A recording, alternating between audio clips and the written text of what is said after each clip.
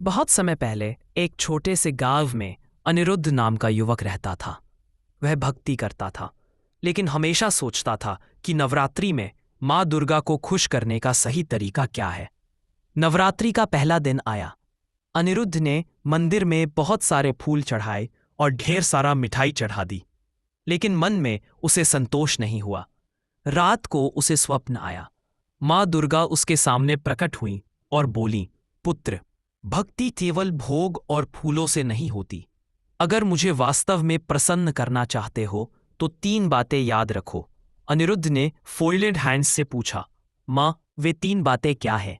माँ बोली, 1. सच्चा मन, जब भी मेरा नाम लो मन को निर्मल रखो। झूठ, छल और क्रोध से दूर रहो। मेरे लिए एक सच्चा जय माता दी 1000 नारियल से बड़ा है। 2. सेवा, मेरी पूजा केवल दीप और धूप से नहीं बल्कि दूसरों की सेवा से होती है। किसी भूखे को भोजन दो, किसी दुखी को सांत्वना दो, यही सबसे बड़ा हवन है। 3. आदर, हर स्त्री में, हर माँ में मेरा अंश है। उनका सम्मान करोगे तो समझो मुझे ही पूजा है। अनिरुद्ध ने अगले दिन से यही करना शुरू किया।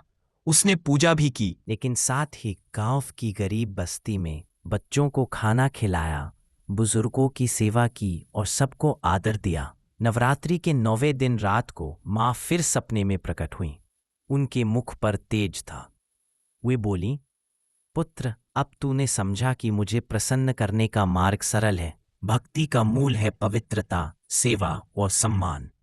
नवरात्रि में जो इसे अपनाता है उसके जीवन से अंधकार मिट जाता है। अनिरुद्ध ने कृतज्ञ भाव से माँ को प्रणाम किया। उसके बाद से गांव में नवरात्रि केवल पूजा और सजावट का पर्व नहीं रहा, बल्कि सेवा और प्रेम का उत्सव बन गया।